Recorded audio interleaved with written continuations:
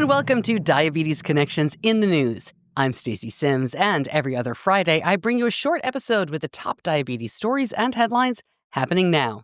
Not really a news story, but worth noting that right now, Scientific American has a bunch of articles all about type 1 diabetes. I'm going to link this up. It is called Innovations in, part of their ongoing series, and this is Innovations in Type 1 Diabetes. A quote, an editorially independent special report that was produced with financial support from Vertex. Several articles worth noting there. I've linked the whole thing up over at diabetes-connections.com. Just link on this episode's homepage. And of course, you will find more information about all of the in the news stories there as well. Our top story this week, more evidence linking COVID-19 to type 1.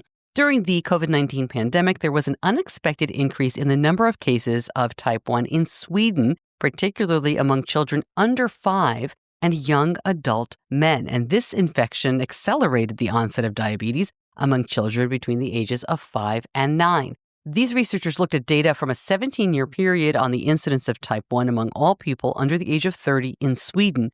They found the number of cases increased by 12% in 2021 and 9% in 2022 compared with previous years. And in 2023, the number of cases was back to a normal level. But they say they can't distinguish a clear connection between COVID-19 infection and diabetes, except for kids between 5 and 9 years old.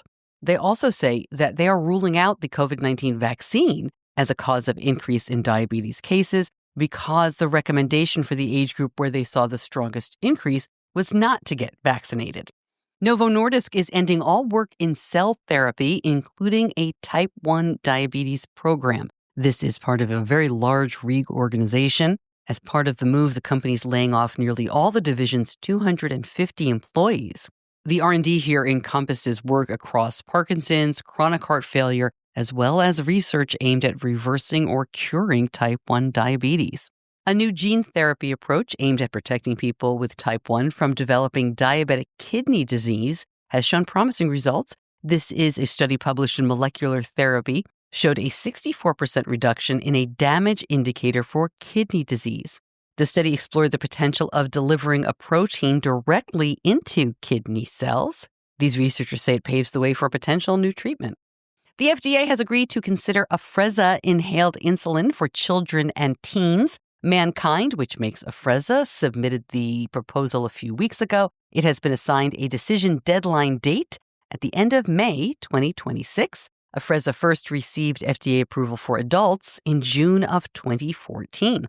Eli Lilly released the results of 2 new phase 3 trials of their experimental GLP-1 pill that the company says could become a foundational treatment for type 2. This is orforglipron, and they're going to seek approval as an obesity medication by the end of 2025.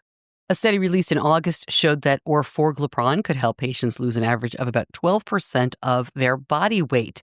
Lilly's injectable drug Zepbound produced weight loss as much as 21%. Novo Nordisk also is working on a pill, and they have achieved 15% weight loss for their oral and injectable versions of Wegovy.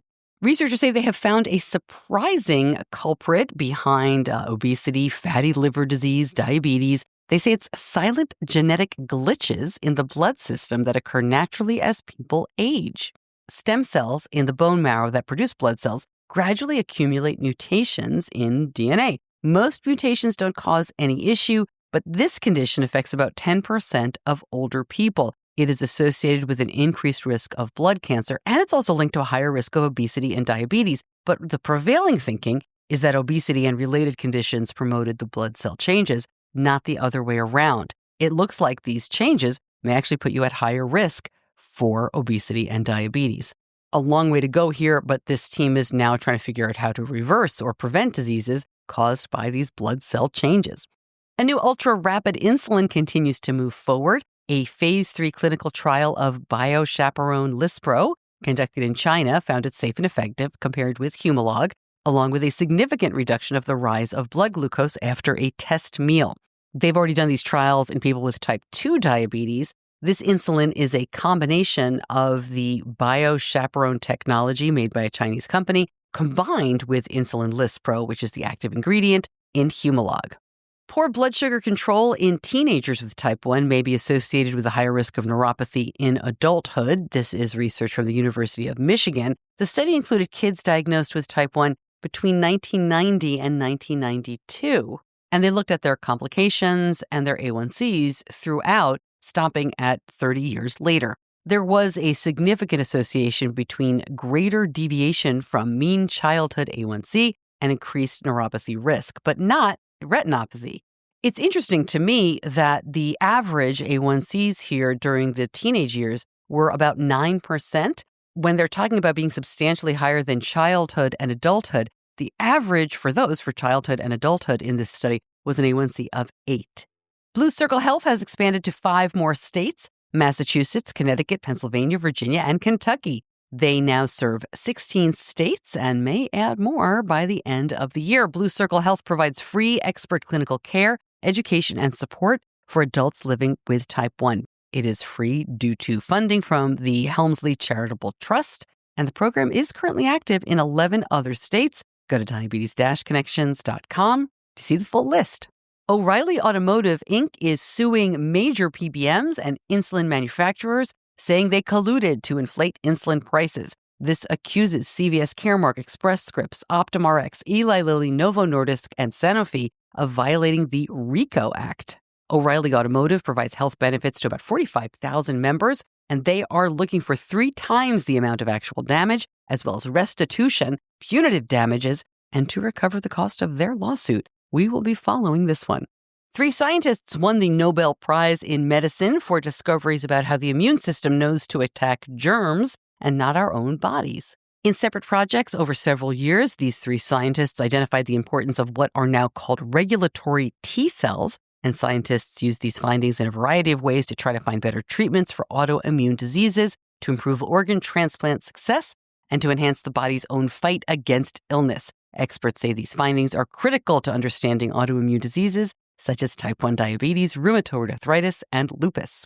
There's a new campaign from Beyond Type 1 about smashing misconceptions about all types of diabetes. This features a, I gotta say, really fun video with Nick Jonas and many others. And I was happy to see that this is a video that uses a lot of humor, as well as a bunch of real-life amazing people with type 1 who aren't all celebrities. There are a few celebrities in there, and you'll probably recognize a few very prominent diabetes advocates, and some of these folks have been on the podcast. I think this is really well done and worth sharing. I am linking up the article about this and the YouTube video in the show notes, and I will share the video probably even before the news episode comes out on social media. November is coming, so we are going to see a lot more about diabetes awareness. I think this is a really good example, along with Abbott's Above the Bias video that came out a couple of weeks ago, about using a very different tones. Right above the bias was more serious, was really about empathy. This one is about misconceptions, uses a lot of humor, but both really good in getting the message to people who aren't in the diabetes community. And that's it for In the News. I'll see you back here in a couple of days for our longer format interview episode. If you're new around here, we do those longer format episodes every Tuesday, and In the News comes out every other Friday. Next week's episode is all about exercise and type 1. Specifically, where can you get really good, reliable, community-sourced information? There is a new resource, and I can't wait to tell you all about it. I'm Stacey Sims. I'll see you back here Tuesday. Until then, be kind to yourself. Diabetes Connections is a production of Stacey Sims Media. All rights reserved, all wrongs avenged.